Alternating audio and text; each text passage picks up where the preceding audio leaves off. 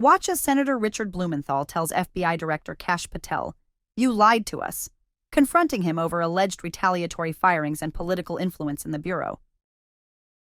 Every FBI employee will be held to the absolute same standard, and no one will be terminated for case assignments. You went on to tell me, quote, all FBI employees will be protected against political retribution. And you assured one of my colleagues that you would honor the internal review process of the FBI.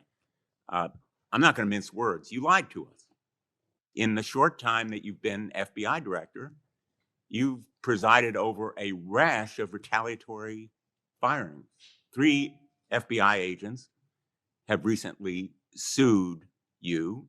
They are FBI agents with 60 years between them of distinguished service, rescuing hostages, saving kids from predators, dismantling drug cartels, and their allegations, their civil allegations, are a searing indictment of your tenure as FBI director. But it's not just those 3.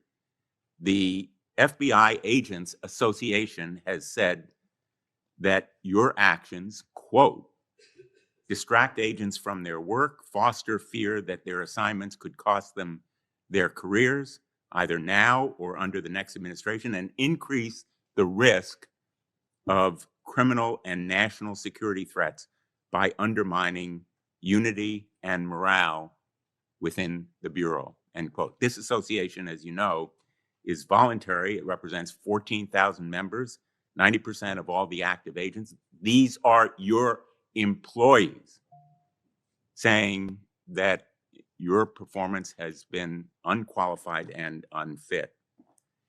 And there is mounting evidence that these retaliatory firings were the result of direction from the White House. There have been instances in the past history of the Bureau of political interference and political direction from the director's office, but not the kind of institutional interference that we're seeing from the White House right now. I'm going to ask you, has anyone from the White House contacted you about personnel decisions? I completely disagree with your entire premise that I have lied or am misleading the FBI. If I were, the results that I announced today by the men and women of the FBI and the historic records we are doing to keep this country safe would not be possible. The men and women of the FBI are responding to our leadership and this administration's priorities. The only way people get terminated at the FBI is if they fail to meet the muster of the job and their duties. And that is where I will leave it. And you accusing me of lying is something I don't take lightly, but I'm not going to get into a tit for tat with you. Well, let me just ask you to answer my question. Has anyone from the White House contacted you about personnel decisions? Generally speaking, we always discuss with the White House, OMB, during the budget process, how many personnel we need, who we need where. Answer is yes. For budgetary purposes and to fire people, agents, because they participated in investigations of the president? I don't receive directions to do that. Has anyone I make the suggested it? decisions. Has anyone asked you to do it? The best information is, yes, you've taken suggestions and direction from the White House in firing qualified agents. Any termination at the FBI was a decision that I made based on the evidence that I have as a director of the FBI, and it's my job, and I'm not going to shy away from it. And as you stated, those are allegations, and that is an ongoing litigation. So they'll have their day in court, so will we. The allegations are not just in that lawsuit, Director Patel, and I think your testimony confirms that, in fact, you've taken direction from the White House. I don't. In those retaliatory firings. It literally does because not. You've acknowledged that, in fact, they have been in contact with you about personnel decisions. The White House has been, do not put words in my mouth. We're on the record. The White House, like any administration, contacts its agencies on the budgeting process and where it needs personnel and where the mission priorities are. That always happens. If they didn't do that, they would be abdicating the responsibility to law enforcement. I will always work with my partners in the chain of command at the Department of Justice and the White House to ensure that this FBI is delivering The results we are delivering to include the lowest murder rate in modern U.S. history, to include the most fentanyl seizures in modern U.S. history, to include the most lives saved and the most children found in Just modern asked U.S. you, history. That is a working FBI. That is not a failing FBI. Let's move on to a related area. In White House discussions, have you been asked or directed by the White House or others to engage in a crackdown on political groups or organizations, nonprofits, after the murder of Charlie Kirk? To direct at political organizations? No. I've been asked by my chain of command to properly root out criminal activity wherever it is in whatever investigation we are conducting, and that's what we're doing.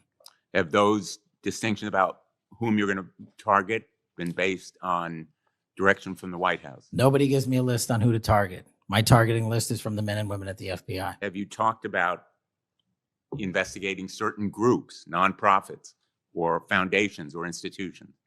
Whatever those investigations are, they're ongoing, and I'm not going to get into those. Have you used polygraphs to determine loyalty of agents?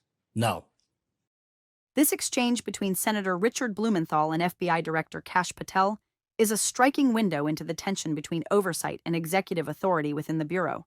Blumenthal opens with a forceful critique, directly confronting Patel on promises he made during his confirmation hearing, that no FBI employee would face political retribution and that the internal review process would be honored.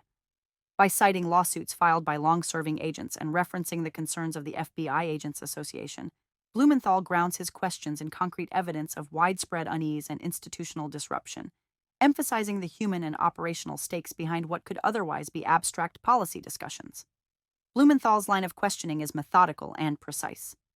He repeatedly asks whether the White House has influenced personnel decisions, framing these queries in terms of accountability and potential politicization. Each question is tethered to real-world consequences: lost careers, decreased morale, and diminished capacity to respond to national security threats. The senator's approach underscores a fundamental principle of democratic oversight, that agency leaders must be accountable not only to law, but to the broader institutional integrity of their organizations. Patel's responses, by contrast, rely heavily on procedural defense and affirmation of his own judgment as director. He repeatedly emphasizes that terminations are based solely on evidence of job performance or violations of duty, not political considerations. He deflects allegations by pointing to ongoing litigation, citing performance metrics, and highlighting historical achievements of the FBI under his leadership, such as crime reduction and fentanyl seizures. Notably, he distances operational decisions from White House influence while acknowledging routine communications about budgeting and mission priorities. This distinction highlights a recurring theme: the challenge of separating administrative oversight from perceived political pressure. The exchange also illuminates the limits of congressional inquiry. Blumenthal presses for clarity on whether specific political directives or targeting decisions were influenced by the executive branch, yet Patel maintains a boundary around ongoing investigations, underscoring the tension between transparency and operational confidentiality. His categorical denial of loyalty tests via polygraphs is a subtle but significant assertion of procedural integrity, intended to reassure both lawmakers and the public that the FBI is not politicizing internal assessments. What makes this moment particularly compelling is the human dimension Blumenthal consistently emphasizes. These are not abstract legal or administrative disputes. They concern the livelihoods of career agents, the ethical climate of a major law enforcement institution, and the Bureau's ability to protect Americans from crime and national security threats. By framing his questions around both personnel actions and operational consequences, Blumenthal effectively translates complex organizational governance issues into a tangible narrative about accountability, fairness, and institutional trust. Ultimately, the exchange exemplifies the delicate balance between congressional oversight and executive discretion.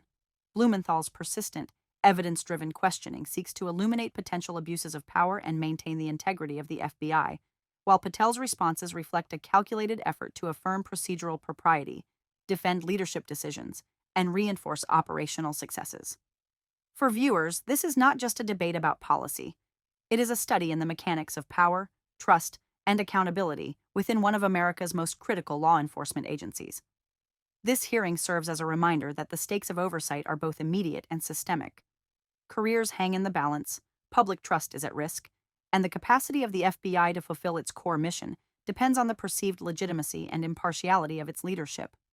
Blumenthal's approach and Patel's defenses provide a vivid illustration of how oversight hearings translate complex institutional dynamics into public accountability.